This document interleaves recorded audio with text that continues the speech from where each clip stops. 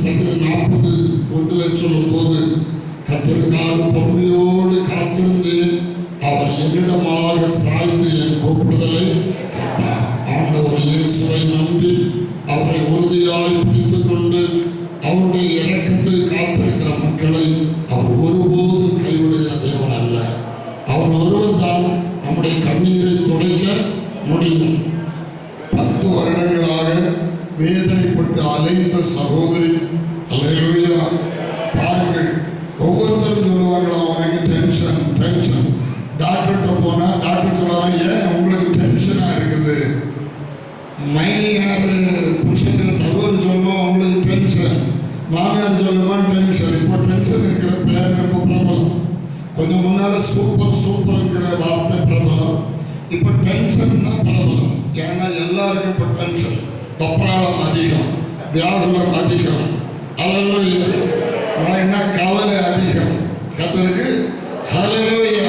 உண்மையாய் ஆண்டவருடைய அன்பை ருசித்த மக்களுக்கு டென்ஷனே கிடையாது. ஹல்லேலூயா. எது வந்தாலும் நன்மைக்காகவே நடக்கிறது என்று அறிந்திருக்கும் போது டென்ஷனே இல்லை. ஹல்லேலூயா. பாவம் சகோதரி 10 வருடமாக சரீரம் நெருங்கி உணங்கி போகுதேன்னு சொல்லி தாப்பனார் கொலையா இளநீ தண்ணீர் கொண்டு வருவாரா, அதுபோல தாயார், அதுபோல புருஷனார் சொல்லுவாரா, இப்படி ஒரு பெண்ணை எங்களுக்கு கல்யாணம் பண்ணி கொடுத்தீங்களே. அப்ப அவங்களுக்கு வேதனை. இதை கேட்கும் போது மனைவிக்கு வேதனை, இல்லை புருஷனுக்கு வேதனை வராம இருக்காது.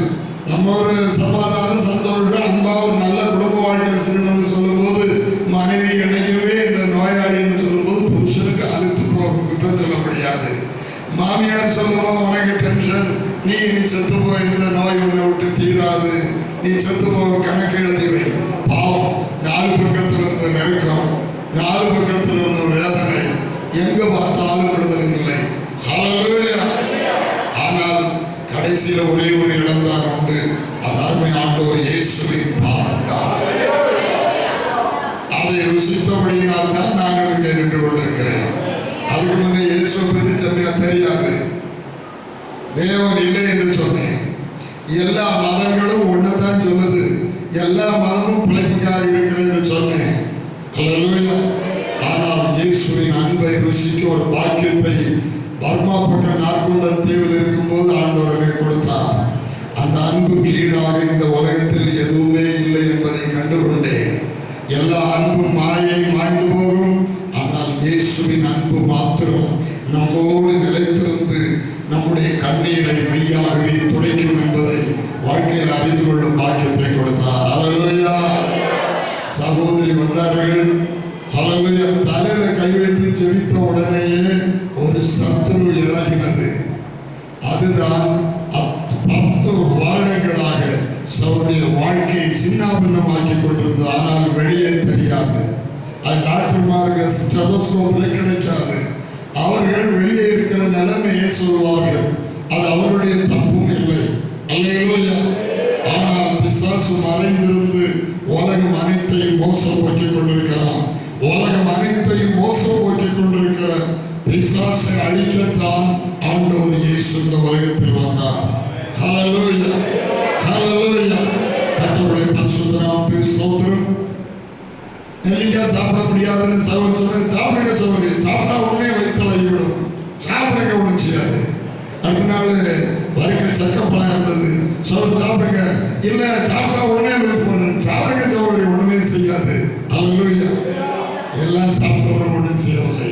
ஆண்டவர் அற்புத சுகம் கொடுத்துட்டார். சொல்லுவோம், என்ன சந்தோஷம். ஏசாயா 25:8 சொல்லுது, அவர் மரணத்தை ஜெயமாக விழுங்குவார். மரணத்துக்கு அதிகாரியாக பிசாசை ஜெயமாய் விழுங்குவார். எல்லா முகங்களிலும் வந்து கண்ணீரை படைப்பார். அல்லேலூயா. அந்த இயேசு கிறிஸ்துவை குறித்து தான் நாம் இந்த கடந்த 6 நாளிலும் சிந்தித்தோம். இன்றைக்கு அவர் நமக்கு எப்படி வெற்றி கொடுக்கிறார் என்று சில காரியங்களை நாம் ஆழமாக சிந்திக்க போகிறோம். ஆண்டவர் நம் யாவருக்கும் உதவி செய்வாராக. நீங்கள் யாவரும் ஸ்தோத்திரத்தோடு ஜெபத்தோடு செய்தி ஆண்டவர் பேசும்படியாக நீங்கள் ஜெபிக்க வேண்டும் என்று மனத்தாழ்மையோடு உங்களை வேண்டிக் கொள்கிறேன். அல்லேலூயா. கர்த்தர் உங்களை யாவரை ஆசீர்வதிப்பாராக.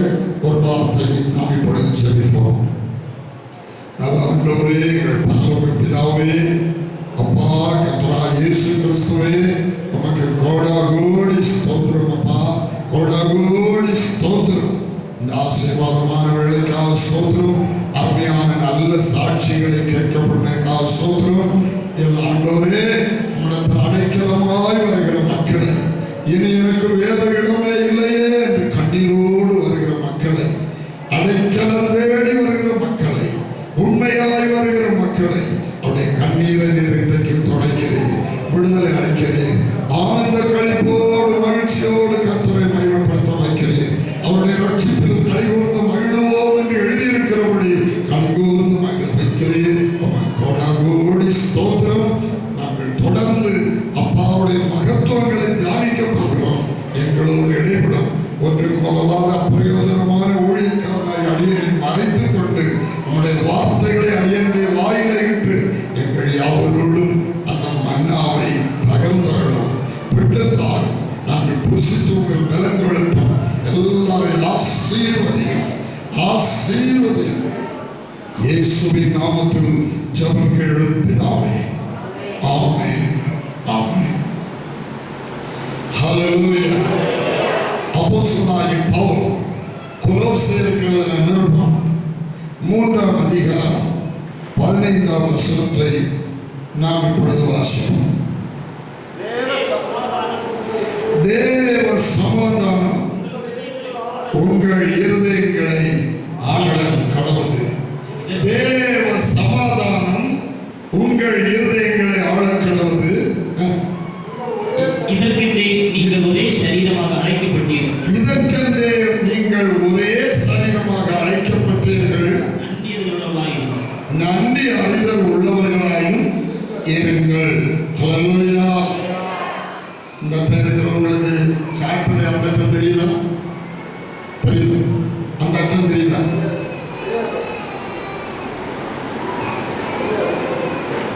ஆம்பிள்ளைகள் இருந்தோம், ஆம்பிள்ளைகள் எல்லாம் இங்கே வந்திருக்கும்.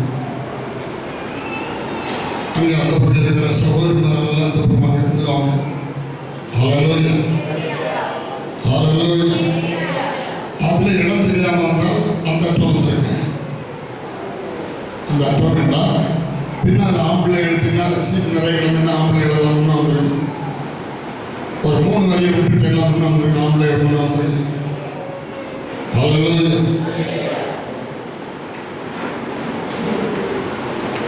ஹல்லேலூயா. பின்னால் இருக்கிறவங்க தெரியாதவங்க இந்த பக்கம் வந்துருங்க.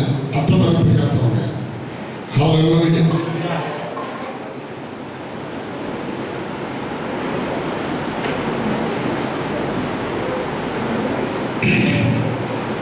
தேவ சமாதானம் உங்கள் இருதயங்களை ஆள கடவுது.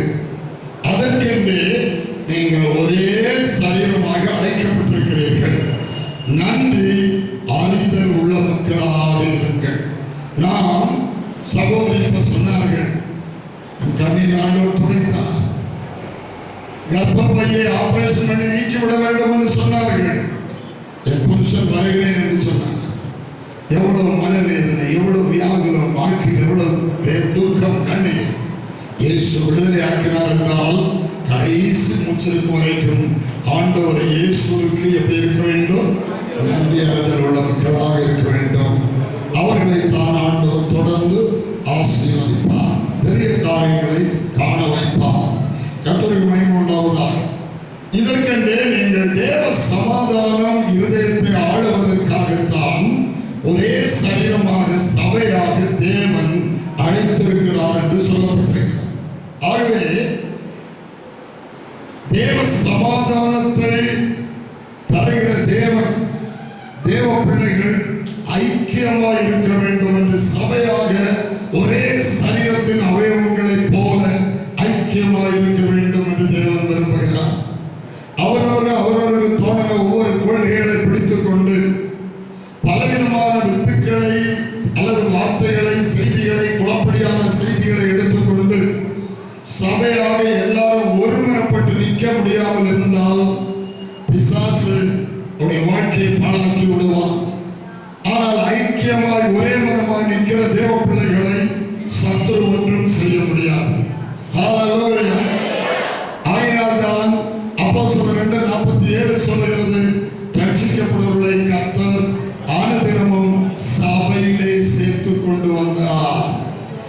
பாவமன்னிப்பாய் ரட்சிப்பவர்களை எந்த இடத்திலிருந்தும் நாம் பெற்றுக்கொள்ளலாம், எந்த இடத்திலிருந்தும் பெற்றுக்கொள்ளலாம். ஆனால் ரட்சிப்பை பெறுகிற மக்கள் இருந்தால்தான் தேவ சமாதானத்தை நாம் நிறைவாய் கண்டடைய முடியும். ஹல்லேலூயா. ஆண்டவர் நமக்கு வைத்திருக்கிற வெற்றியை, சந்தோஷத்தை நாம் நிறைவாய் அனுபவிக்க முடியும். ஹல்லேலூயா. யோவான் அப்போஸ்தலன் எழுதும்போது ஹல்லேலூயா 1 யோவான் 1ஆம் அதிகாரம் 3ஆம் வசனத்திலே சொல்லும்போது ஹல்லேலூயா வாசிங்க. நீங்களும் எங்களுடைய ஐக்கியம் உள்ளவர்களாகும்படி நாங்கள் கண்டும் கேட்டும் இருக்கிறதை உங்களுக்கும் அறிவிக்கிறோம். எங்களுடைய ஐக்கியம் பிதாவோடும் அவருடைய குமாரனாகிய இயேசு கிறிஸ்துவோடும் இருக்கிறது. உங்கள் சந்தோஷம் நிறைவாய் இருக்கும்படி இவைகளை உங்களுக்கு அறிவிக்கிறோம். ஹல்லேலூயா. தேவ பிள்ளைகளுடைய ரட்சிப்பின் சந்தோஷம் நிறைவடைய வேண்டும். தேவ சமாதானம் நிறைவடைய வேண்டும். தேவ சமாதானம் நம்முடைய இருதயத்தில் ஆளுகை செய்ய வேண்டும். தேவ சமாதானம் நம்முடைய இருதயத்தில் ஆளுகை செய்யும் போது தேவ சந்தோஷமும் நம்மிலே நிரம்பி வழியும். ஹல்லேலூயா. தாவீது சொன்னது போல என் பாத்திரம் நிரம்பி வழிகிறது, என் ஜீவனுள்ள நாளெல்லாம் நன்மையும் கிருபையும் என்னை தொடரும் என்று சொல்லுகிறார். ஹல்லேலூயா. ஆகவே தேவ சமாதானம் உங்கள் இருதயங்களை ஆளக்கிறது என்று சொன்னால், தேவன் உள்ளத்தில் ஆளுகை செய்யும் போதுதான் தேவ சமாதானம் நம்முடைய இருதயத்தில் ஆளுகை செய்வதாக இருக்கும். தேவன் நமக்குள்ளே வராவிட்டால், தேவன் நம்முடைய இருதயத்தில் ஆளுகை செய்யாவிட்டால், தேவ சமாதானம் நம்முடைய இருதயத்தில் ஆளுகை செய்ய முடியாது. ஹல்லேலூயா. கர்த்தருடைய பரிசுத்தமான நாமத்துக்கு ஸ்தோத்திரம். இன்றைக்கு நாம் தியானிக்க போகிற செய்தியின் ஆழம் சமாதானம் ஆளுகை. சமாதான ஆளுகை. நாம் போட்டிருக்கிற அந்த செய்தியின் தலைப்பு கிறிஸ்துவின் சபையை குறித்த ரகசியம். சபை கிறிஸ்துவின் சமாதான ஆளுகையினால் நிரப்பப்பட வேண்டும். ஹல்லேலூயா. அதை இன்னொரு இடத்திலே சொன்னால் பிதாவின் சந்ததியினுடைய ராஜ்யம், பிதாவின் ராஜ்யம். கிறிஸ்து ராஜா, ஹல்லேலூயா, சபை அவருடைய ராஜ்யம். இன்னொரு வார்த்தை சொன்னால் கிறிஸ்து மணவாளன், சபை அவருடைய மணவாட்டி. இதெல்லாம் கிறிஸ்துவுக்கும் சபைக்கும் கொடுக்கப்பட்டிருக்கிற பெயர்கள். ஹல்லேலூயா. சபை பிதாவின் ராஜ்யம். மத்தேயு 1ஆம் அதிகாரத்திலே யோவான் 2ஆம் வசனம் சொன்னார், மனம் திரும்புங்கள், பரலோக ராஜ்யம் சமீபித்திருக்கிறது சொன்னார். பரலோக ராஜ்யம் அதுதான் தேவனுடைய ராஜ்யம். மார்க் எழுதின சுவிசேஷம் 1ஆம் அதிகாரம் 15ஆம் வசனத்திலே இயேசு சொன்னார், காலம் நிறைவேறிற்று, தேவனுடைய ராஜ்யம் சமீபமாயிற்று, மனம் திரும்பி சுவிசேஷத்தை விசுவாசியுங்கள் என்று சொன்னார். தொண்ட போலெல்லாம் எனக்கு வியாக்கியானம் பண்ணுவாங்க. ஹல்லேலூயா. இப்பொழுது நான் சொல்லுகிற காரியங்கள் சத்தியம் என்பதற்கு தேவனே சாட்சி. Praise the Lord. மனம் திரும்புங்கள், பரலோக ராஜ்யம் சமீபித்திருக்கிறது. பரலோக ராஜ்யம் தான் தேவனுடைய ராஜ்யம். தேவன் எங்க இருக்காரோ அதான் பரலோகம். தேவன் நம்முடைய உள்ளத்தில் வந்து வாசம் பண்ணுவாரான பரலோகம் இங்க உள்ளே வந்துவிடும்.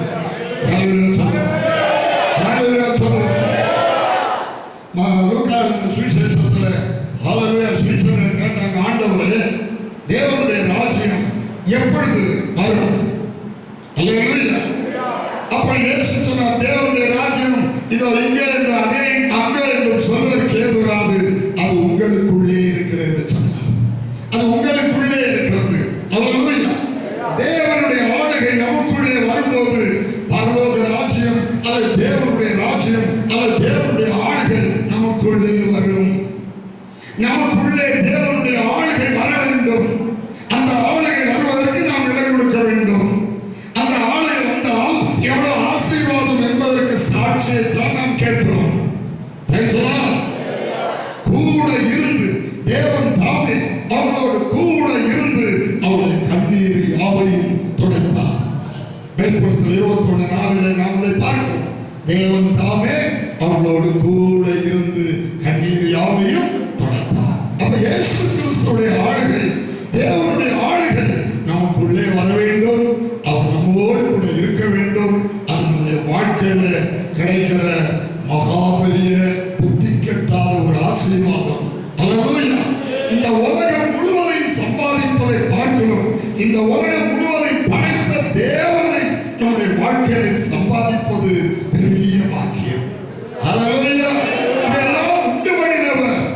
நாம் சம்பாதிப்போமானால் ஹல்லேலூயா, அதுதான் பெரிய சம்பாத்தியம். அவருடைய வாழ்க்கையில பிலிப்பியர் 3ஆம் அதிகாரத்துல அவர் அதைத்தான் சொல்கிறார். நாம் கிறிஸ்துவை ஆதாயம் பண்ணிக் கொள்ள வேண்டும், கிறிஸ்துவை நாம் சம்பாதித்துக் கொள்ள வேண்டும். அதற்காக இந்த உலகத்தில் எனக்கு லாபமாக இருந்த எல்லாவற்றையும் நஷ்டமாக விட்டேன், எல்லாத்தையும் நான் குப்பையாக எண்ணுகிறேன். இயேசுவை ஒரு திராசன் ஒரு பக்கத்திலும் இந்த உலகத்தில் உள்ள எல்லா ஐஸ்வர்யம், பட்டம், பதவி, புகழ், எல்லா உலகத்தின் மேன்மைகளையும் தராசின் மறுபக்கத்தில் வச்சால், இயேசு ஒரு பக்கம், தராசில் இருக்கும் உலகம் ஒரு பக்கம் வச்சால், இந்த உலகத்தில் உள்ளதெல்லாம் குப்பை, எல்லாம் அழிந்து போகும், எல்லாம் எடுபட்டு போகும். ஆனால் எடுபடாத பொக்கிஷம், எடுபடாத நல்ல பங்கு, எடுபடாத ஐஸ்வர்யம், எடுபடாத மகிமை இயேசு கிறிஸ்து ஒருவரே. ஹல்லேலூயா. ஆகவே இயேசு கிறிஸ்துவை சரியாய் நம்முடைய வாழ்க்கையில் அறிந்து இயேசுவை நம்முடைய வாழ்க்கையில நாம் ஆதாயப்படுத்திக் கொள்ள வேண்டும். அவருடைய ஆளுகை முழுமையாய் நம்முடைய இதயத்துக்குள் வர நாம் இடம் கொடுக்க வேண்டும். அவர் கிறிஸ்தவர்களுக்குள் உள்ள தேவன் அல்ல, அல்லது குறிப்பிட்ட மக்களுக்கான தேவன் அல்ல, உலகம் முழுவதும் உள்ள சகல மனுஷரும், இந்து என்றோ, முஸ்லிம் என்றோ, வெள்ளையன் என்றோ, கருப்பன் என்றோ, எந்த ஜாதிக்காரன் பாஷைக்காரன் என்றோ வித்தியாசம் இல்லாமல் ஆதாமின் சந்ததியாய் உலகத்தில் பிறந்த அத்தனை மனுஷருக்கும் இரட்சகர் இயேசு கிறிஸ்து ஒருவர் தான். எல்லாருக்கும் மேசியா ஒருவர் தான். அவர் ஒருவர் தான் உங்களை பாவத்திலிருந்து விடுதலையாக்கி பரலோக ராஜ்யத்தில் சேர்க்க முடியும். வேறு ஒருவராலும் இந்த உலகத்தில் யாராலும் உங்களை பரலோகத்தில் சேர்க்க முடியாது. அல்லேலூயா, அல்லேலூயா. அறியாமையினால் யாரை சேவிக்க வேண்டும், எதை சேவிக்க வேண்டும் என்று தெரியாமல் மக்கள் பல தெய்வங்கள் என்று சொல்லி எதையோ வணங்குகிறார்கள். அறியாமையினால் சரியாய் அறிந்து கொள்வார்களானால் அப்படி அவங்க இழந்து போக மாட்டார்கள். அல்லேலூயா. கர்த்தருடைய பரிசுத்தமான நாமத்திற்கு ஸ்தோத்திரம். ஆகவே தேவ சமாதானம் உங்கள் இதயங்களை ஆளக்கடவது என்று ஆண்டவருடைய வார்த்தை சொல்கிறது.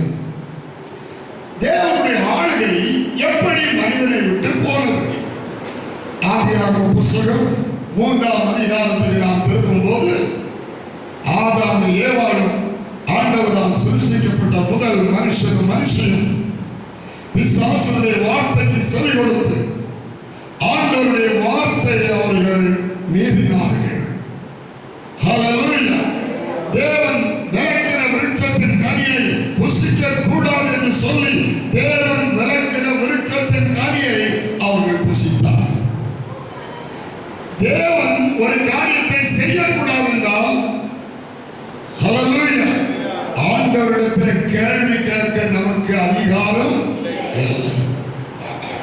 ஆண்டவர் நல்லதையே நமக்கு செய்கிறது, நன்மையானே செய்கிறது. எந்த ஒரு நல்ல தகவலும் தாயும் தன் பிள்ளைக்கு மனதறிய தீமை செய்யவே மாட்டார்கள். அதுபோல நம்முடைய தேவன் நம்மை படைத்த ஆண்டவர் நன்மையானதையே நமக்கு செய்கிறவர். ஆகவே இதை செய்யாதே என்று அவரும் அவருடைய வார்த்தையை நமக்கு சொல்லுவானால் அந்த இடத்துக்கு நாம் விலக வேண்டும். அந்த வார்த்தையை மீறுவதுதான் பாவம். ஹல்லேலூயா. ஒன்றியாவது சொல்லப்பட்டிருக்கிறது, நியாய பிரமாணத்தை மீறுவது பாவம். கர்த்தருடைய பரிசுத்தமான நாமத்துக்கு மகிமை உண்டாவதாக. ஒன்றியவான் 5ஆம் அதிகாரம் 3ஆம் வசனத்தை வாசிக்கும் போது நாம் தேவனுடைய கற்பனைகளை கைக்கொள்வது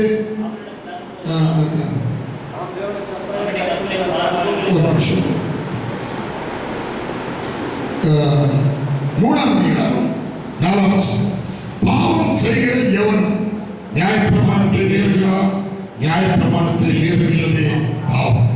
ஆண்டவருடைய வார்த்தையை மீறுவதே பாவம். தேவனுடைய வார்த்தையில தான் தேவன் நமக்குரிய சமாதானத்தை வைத்திருக்கிறார். தேவனுடைய வார்த்தையை மீறும் போது சமாதானம் இடப்பட்டு போகிறது, தேவனுக்கு நமக்குள்ள தொடர்பும் விட்டு போகிறது.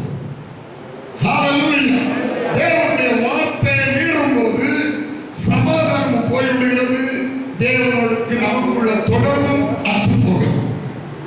ஒரு ரட்சிக்கப்பட்ட தேவனுடைய பிள்ளை இதை தன் வாழ்க்கையில நன்றாக உணர முடியும். தேவனுடைய வார்த்தையை எப்பொழுது நாம் ஒரு மீறுகிறோமோ, ஏதாவது ஒரு கட்டளை மனதறிய மீறும் போது நம்முடைய உள்ளத்திலே சமாதானம் இருக்காது. ஹல்லேலூயா. தேவனுடைய பிரசன்னம் நமக்கு கிடைக்காமல் கட்டாகிவிடும். ஆகவே இந்த உலகத்திலே சமாதானத்தை இழந்த காரணம், தேவனுடைய ஆளுகை மனுஷன் இழந்த காரணம் தேவனுடைய வார்த்தையை மீறினதுதான். ஹல்லேலூயா. அப்போ ஒரே வார்த்தையை சொன்னால் தேவனுடைய ஆளுகை நம்மளே வரவும், தேவனுடைய சமாதானம் நம்மிடத்தில் வரவும் வேண்டுமானால் தேவனுடைய வார்த்தைக்கு நாம் கீழ்ப்படுகிற மக்களாக மாற வேண்டும். ஹல்லேலூயா. தேவனுடைய வார்த்தைக்கு செவி கொடுத்து கருத்தாய் கவனித்து அதற்கு கீழ்ப்படுகிற மக்களாக மாற வேண்டும். அப்படியானால் தேவ சமாதானம் நம்முடைய உள்ளத்தில் திரும்பி வரும், தேவனுடைய ஆளுகையும் நம்மிலே வரும். ஹல்லேலூயா. கர்த்தருடைய பரிசுத்தமான நாமத்திற்கு ஸ்தோத்திரம். ஆகிய ஆதி மனிதர் பாவம் செய்ததனால் தேவனுடைய ஆளுகை இழந்தது மட்டுமல்ல, தேவ சமாதானத்தை இழந்தது மட்டுமல்ல, சாத்தான் மீற வைத்த சாத்தான் மனிதன் மீது ஆளுகை எடுத்து விட்டான். மனிதன் சமாதானத்தை இழந்து விட்டான். உண்மையான சமாதானம் மனு குலத்தை விட்டு போய்விட்டது. உண்மையான சமாதானம் இல்லாவிட்டால் மனிதன் பொய்யான சமாதானத்தை தான் தேட வேண்டும். ஆகவே இந்த உலகம் சமாதானத்துக்காக, சந்தோஷத்துக்காக உலகத்தில் எதையோ நாடி தேடி எப்படி எல்லாமோ தாறுமாறாய் இந்த உலகம் போய்கொண்டிருக்கிறது. ஆனால் மனுக்குலத்துக்காக தேவன் ஏற்படுத்தின ஒரு வழி இருக்கிறது. அந்த வழியை தான் நாம் இப்பொழுது சிந்திக்கிறோம். ஒரு வழி உண்டு. சமாதானத்துக்கு ஒரு வழி, மெய்யான சந்தோஷத்துக்கு ஒரு வழி, பரலோகத்துக்கு செல்ல ஒரு வழி, பரிசுத்தமுடைய ஒரு வழி, மெய்யான சுகத்தை பெற ஒரு வழி உண்டு. யோபு புத்தகம் 28ஆம் அதிகாரத்திலே நாம் வாசிக்கும் போது ஒரு வழி உண்டு, அதை வல்லோரின் கண்ணும் கண்டதில்லை. யோபு புத்தகம் 28ஆம் அதிகாரம் ஒரு வழி உண்டு, அது ஒரு பட்சி. 7ஆம் வசனம். யோபு புத்தகம் 28ஆம் அதிகாரம் 7ஆம் வசனம். ஒரு வழி உண்டு, அது ஒரு பட்சிக்கும் தெரியாது. ஒரு பட்சிக்கும் தெரியாது. வல்லோரின் கண்ணுவதை கண்டதில்லை. துஷ்ட மிருகங்களின் காலத்தில் படவில்லை. சிங்கம் அதை கடந்ததில்லை. அவன் தன் கைகளை கற்பாரின் மேல் நீட்டி, மனிதன் தன் கைகளை கற்பாரின் மேல் நீட்டி மலைகளை வேரோடே புரட்டுகிறான். புல்டோசர் கொண்டு என்னெல்லாம் கண்டுபிடிச்சு மலையை வேரோடே புரட்டி பார்த்துறான். எல்லா மனுஷனுக்கு தெரிகிறது. எல்லாரும் மனுஷன் இப்ப கண்டுகொண்டு இருக்கிறான். கண்களுக்குள்ள நீர்கால்களை வெட்டுகிறான். மலைக்குள்ளோடையே ஆற கொண்டு போகிறான். மலைக்குள்ளேயே மலையை குறைந்து ட்ரெயின் போகிற வழியை உண்டாக்குறான். எல்லாம் செய்கிறான். ஹல்லேலூயா. 19 ஒரு துளி கசியாதபடி ஆறுகளை அடைக்கிறான். மறுவிடத்தில் இருக்கிறது வெளிச்சத்தை கொண்டு வருகிறான். ஆனாலும் ஞானம் கண்டெடுக்கப்படுவது எங்கே? புத்தி விளைகிற இடம் எது? இந்த வழி ஒரு வழி, இயேசு என்கிற ஒரே வழி இந்த உலகத்தின் கண்களுக்கு மறைவாயிருக்கிறது. ஹல்லேலூயா. கர்த்தருக்கு ஸ்தோத்திரம். அதன் விலை மனுஷனுக்கு தெரியாது. இந்த வழிக்கு விலை உலகத்தார் தெரியாது. தேவனுடைய பிள்ளைகளை ருசித்து பார்த்திருக்கிறோம், அதை தெரிந்து வைத்திருக்கிறோம். ஹல்லேலூயா. ஹல்லேலூயா. ஹல்லேலூயா. ஹல்லேலூயா. கர்த்தருக்கு ஸ்தோத்திரம். அது ஜீவனுள்ள தேசத்திலே அகப்படுகிறது. அது ஜீவனுள்ள தேசத்திலே அகப்படுகிறதில்லை. ஆழமானது என்னிடத்தில் இல்லை என்கிறது. சமுத்திரமானது அது என்னிடத்தில் இல்லை என்கிறது. அதற்கு ஈடாக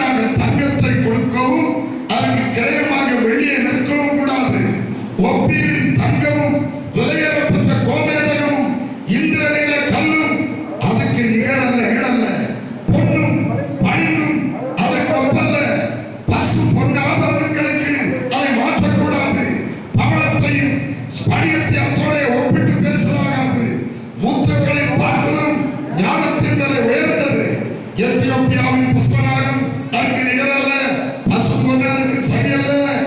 இப்படி இருக்க ஞானம் எங்கே இருந்து வரும்? புத்தி தங்க இடையது. அது ஜீவனுள்ளவருடைய சகலருடைய கண்களுக்கும் ஒளித்தும் ஆகாசத்து பறவைகளுக்கு மறைந்து இருக்கிறது. நாசமும் மரணமும் நாங்கள் எங்கள் காதுகளினாலே கேட்டிருக்கிறோம், அது கீர்த்தி கேட்டோம் என்கிறது. தேவனோ அதன் வழியை அறிவார். தேவன் ஒருவர் மட்டும் அதை அறிவார்.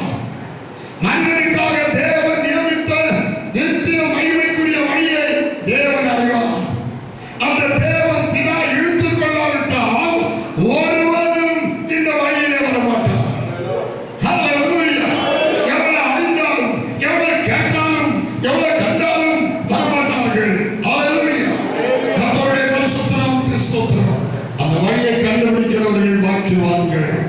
Praise the Lord. வழியாக இருக்கிற இயேசு கிறிஸ்துவை வாழ்க்கையிலே ரட்சகராக, ஆண்டவராக, தேவனாக கண்டுபிடிக்கிறவர்கள் பாக்கியவான்கள். அதற்கு நிகரானது ஒன்று இந்த உலகத்தில் ஒன்றுமே இல்லை. ஒன்றை அதை கூப்பிடவே முடியாது. ஹல்லேலூயா. கர்த்தருக்கு ஸ்தோத்திரம். நான் வேலையை விட்டு ஊழியத்துக்கு இறங்கும் போது என்னுடைய வார்டுல மாஸ்டரா இருந்தவர் சொன்னார், ஒருத்தன் 3 லட்சத்தை வேண்டாம்னு விட்டுட்டு போனாங்கன்னா அவனுக்கு 10 லட்சமாவது கிடைக்காம இருந்தா 3 லட்சத்தை வேண்டாம்னு நினைக்க மாட்டான். நான் சொன்னேன், 3 லட்சத்துக்கு 10 லட்சம் இல்லை, அதை பார்க்கிற வேலை கூடுனதை கண்டிருக்க, அதுக்கு மேலதான் போறேன்னு சொன்னேன். ஹல்லேலூயா. ஹல்லேலூயா. ஹல்லேலூயா. ஒரு சில சொன்னாங்க, பைத்தியம் நல்ல வேலையில இருக்கான், சம்பாதிக்கிறான், இதை விட்டுட்டு இறங்கி போறான். ஒரு கூட்டத்தார் சொன்னாங்க, இது அவனுக்கு வேற ஏதோ லாட்டரி அடிச்ச மாதிரி ஏதோ அடிக்குது, அதனால இதை வேண்டாம்னு விடுறான். அப்போ வேற ஏதோ ஒரு பெரிய இது கிடைக்குது, அதனால இதை விடுறான்னு சொன்னார். பரலோக ராஜ்யம் நிலத்துள்ளே புதைத்து வைத்திருக்கிற பொக்கிஷத்துக்கு இருக்கிறது. ஒருவன் அதை கண்டு மறைத்து தனக்குண்டாவது எல்லாம் விற்றுக்கிட்டு அந்த நிலத்தை வாங்கினானா? தனக்குண்டாத எல்லாவற்றையும் விற்றுக்கிட்டு அந்த நிலத்தை வாங்கினானா? சத்தியத்தை விற்காதே, சத்தியத்தை வாங்கு. சத்தியம் இயேசு. இயேசுவை விற்காத, இயேசுவை வாங்கு. என்ன விலை கொடுத்தாலும் இயேசுவை வாங்கு. இயேசுவை சம்பாதி, இயேசுவை ஏற்றுக்கொள், இயேசுவின் பிள்ளையாக மாறு, இயேசுவின் விசுவாசத்தில் மாறு. நீ வைக்கவாதியாக மாறு.